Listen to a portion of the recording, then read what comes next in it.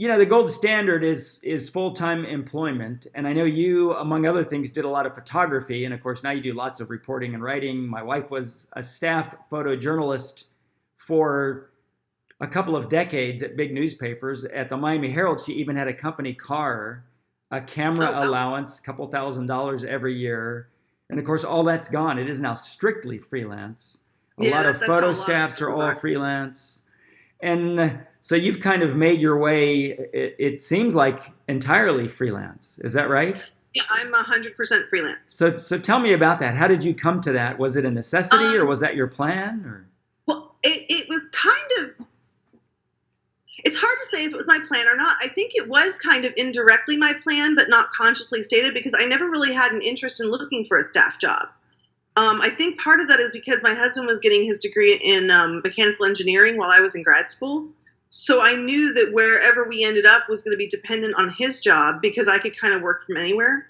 And I had been doing freelancing off and on in very small amounts, like maybe $2,000 a year total, for like 15 years. Like I had been doing like little things for like local paper, or when I was in college, and it was mostly word of mouth. It grew out of a couple different things. I give three pieces of advice whenever I talk to people about being a freelancer and how to make it. And they're the same for everybody. I say, first of all, find a niche. Find a specific, like very specific subject that you become the expert in. Because what happens then is not only do you then get to specialize in it and you can come up with more story ideas, but people start coming to you. They're like, oh, you're the vaccine girl. I'm going to go to you. And then you get speaking engagements. I give keynotes every year now that I get paid for. And it's because I've done so much writing on vaccines. I just last week in Sacramento, I did a keynote on storytelling, on how you can use storytelling in public health persuasion and education. And that was because they had seen the TED Talk I did. The TED Talk I did was on vaccines, and that was a result of networking with other scientists, because the scientist was like, hey, I just did this TED Talk. Who else wants to do one? So a lot of it's just networking, which gets to my second piece of advice. So first is find a niche. My particular niche is medical journalism and vaccines within that, but still medical journalism health. Second is networking, and that everybody knows that networking is important, but they don't always know how to do it or where to go. And I would say, first of all, talk to everybody. And if you're shy and you don't want to talk to everybody, then interact with them online. The most valuable thing for me in freelancing with networking was going to conferences that were tied to that niche. So even while I was at UT, I went to two different conferences. One was the Association of Healthcare Journalists, HCJ. And that one, that was extremely, to this day, that one's helpful. I actually work for them now. I have an ongoing, a monthly gig with them that pulls in $12,000 a year. It's $1,000 a month, and I have certain responsibilities. So that's one. And then when I was at UT, the National Association of Science Writers held their conference in Austin, and they were looking for volunteers to help out. So even if you can't afford to go to the conference, a lot of times they have fellowships for students, or they have fellowships for early career journalists, or journalists that are in underrepresented groups or have low income. And they also are always needing volunteers. And so you can just, sometimes you can volunteer and they'll waive some of the fee or pay some of the travel or something. And just look at what's in your area too. Sometimes you can drive to one that's not far. You can get on Facebook and on other places and look for roommates. I have often had other college students be a roommate because I have my room is covered, and I'm like, here, you can sleep in the other bed in the room. So those events, networking is really important, because then you learn who the big wigs are. You learn what other people are doing so that you can crystallize your own goals. You say, oh, wow, I didn't even know that was an option, and now I know. And you improve your own knowledge base, both in craft and in the niche that you have chosen. My third piece of advice related to both of those is blog. Set up a little blog for yourself and blog about your niche. Because a couple of things will happen with that. One, you will gradually become more versed in your area. You will automatically start looking for story ideas because you want to fill up your blog. And your story ideas for your blog, you can then turn them into actual story ideas. Second, you can always take something off your blog. So if you write a blog post on your blog, then you realize it's better as a story idea, but they might not publish it. If it's on your blog, take it down. You also get to hone your craft.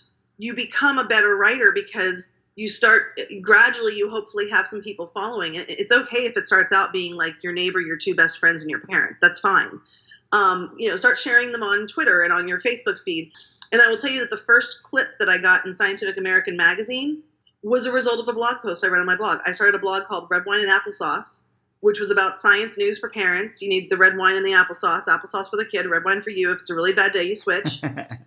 That was an article that I got in Scientific American as a result of criticizing this. It was a rant. I kind of was like, dude, you're the stupid one. But an informed rant, and it led to this opportunity. So. Right, but what it did was it showed that I knew vaccines better than this national journalist at the New Republic. It showed that I knew my research and I wasn't afraid to put it out there. So that's something. And the other thing that your blog can do is if you don't have many clips, I have sent blog posts to editors. In fact, the editor at Slate, she was at Slate, now she's at Washington Post, and she's a good friend, and I've written for her before.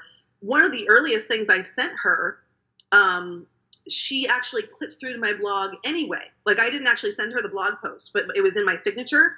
Yeah. And when she replied to me on a cold email, like I sent her an email with no prior interaction with her, she wrote back and said, "You wrote about scarlet fever in Little House on the Prairie Girls. You're after my own heart." That was a blog post. So together, the networking, the blogging, both to hone your craft, to build an audience, to get feedback, to become better in your area, to force you to look for story ideas, and then having that niche, all three of those, that's what worked for me. I tell students, I talk about the niche, and I say it's a necessity now, since Absolutely. 3 companies subsume all online advertising. Another thing you do, though, is you cast this broad net. So you have the blog, you offer a newsletter, you do mainstream journalism. Yes. Because you go to these conferences, you're covering one now, you make contacts that lead to other stories. You get in their Rolodex. So if they have a story idea, they call you. And then you're on their radar. I mean, when the measles outbreak right now, 2 weeks ago, I had an article in history.com about the history of the measles vaccine being created. I never thought of that story idea. The history.com editor came to me. Nice. Almost every beat that you can think of in journalism has an associated organization. And if it doesn't have an associated organization, you've still got Society of Professional Journalists. And if you're in an underrepresented group, there's the Asian Journalists group, NABJ, there's somebody out there for you. Getting involved in those organizations can help as well. Because if you volunteer to be a moderator on a panel, guess who you are forced to talk to? All the people on the panel. Professional journalists. And in an authority position. When that's how I got my job writing for AHCJ. Their newsletter editor left, and she said, "Do you know someone who might be interested in the newsletter editor?" And I asked her what it involved, and she sent it. And I said, I started telling her more about it. You're like, I could do that. Guess who's the newsletter editor for that now? Right. I will say that one thing that's very tricky in freelance is the ethical minefield. It is hard to make a living only on freelance journalism. A lot of people will do content marketing where they're writing for companies. And so I've written for like Sleep Number Beds, for example. But I'm not ever going to write about the quality of mattresses in a study for another newspaper outlet. So you have to draw your own boundaries. I wrote for the Columbia Public Health School's Public Health magazine.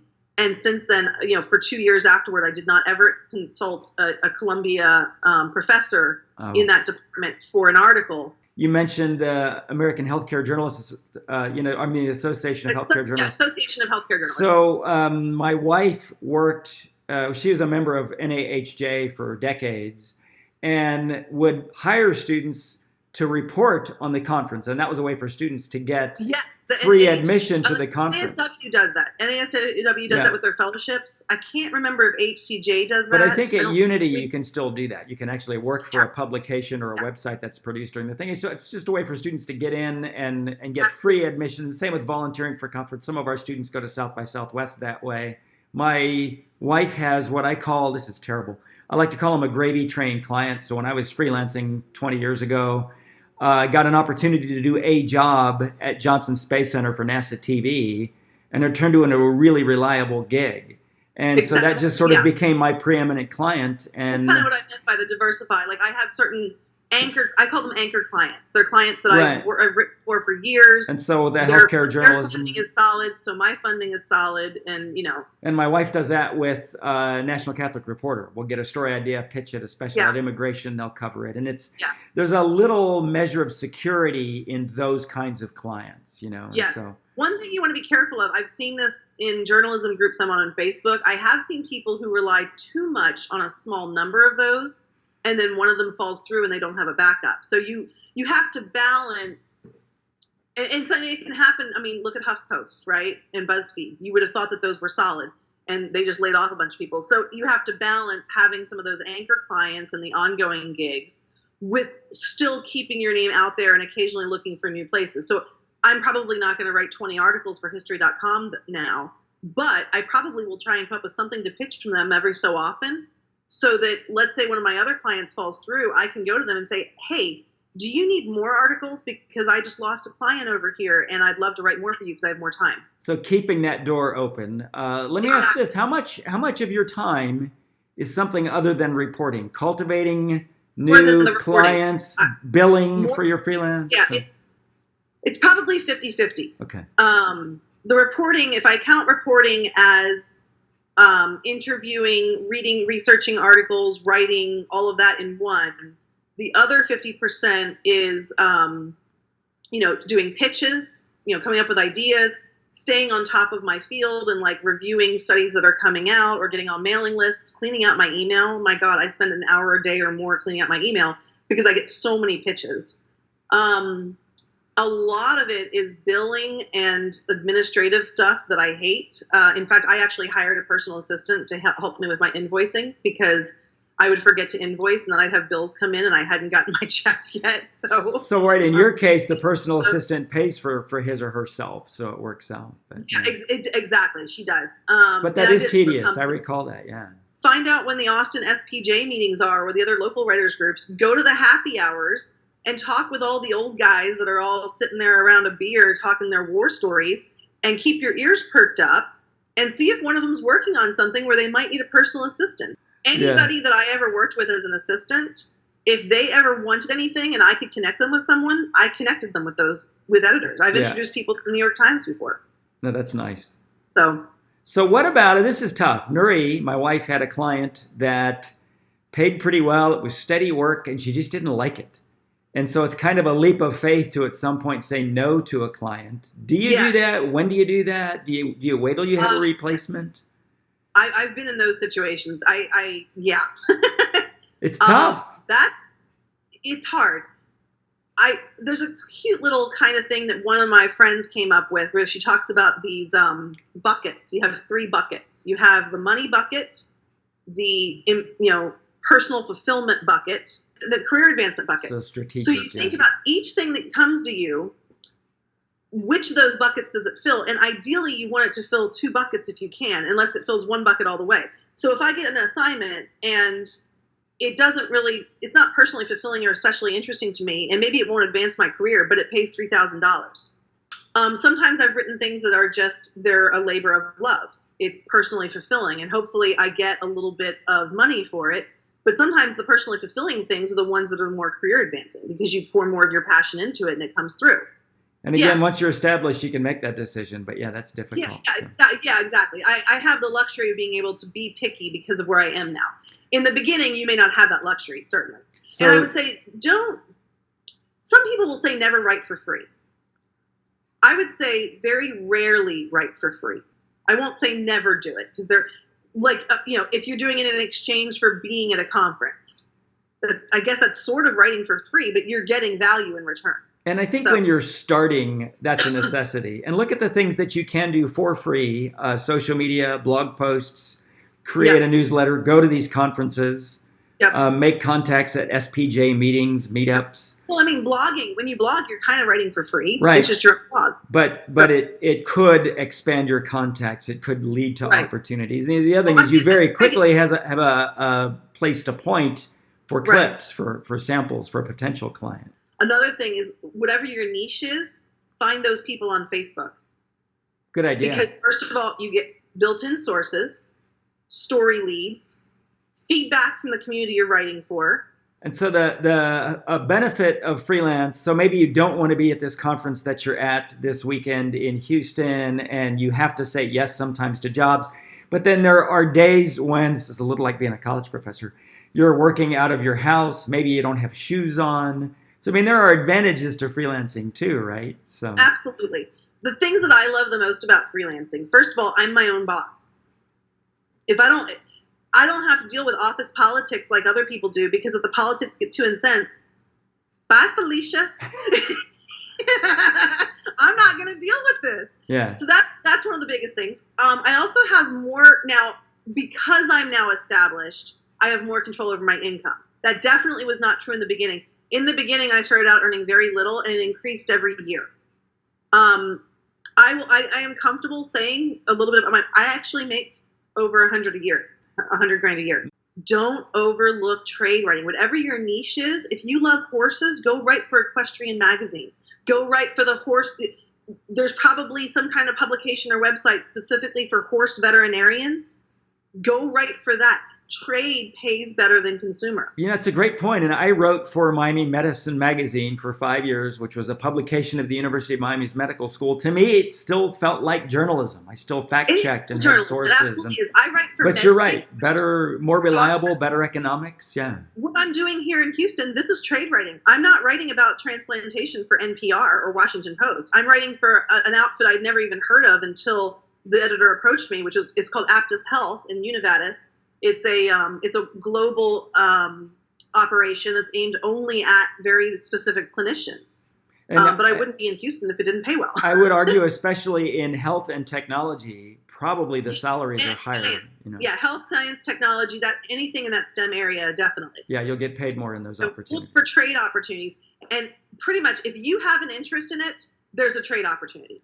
And to give you an example, video games. Oh my gosh. If you know video games, you can make banks. So as a freelancer, I'm not having to constantly call in sick. I can rearrange things. Yeah. I can also arrange my day such that I can work out in the middle of the day if I want. I can make doctor's appointments for the middle of the day. I also get to make my vacations whenever I want. I don't have to put in for vacation. I can just decide I'm not going to work these 2 weeks. Now, I will say that said, some of the downsides of freelancing are that you are always, you feel like you always have to make money. But when time is literally money and you have no constant salary, you have to draw boundaries, especially when you work from home. And that can be challenging to figure out for yourself. In a way, I personally, for me, feel more secure doing freelance than I do in a standard 9-to-5 job, because I control my income and who I reach out to.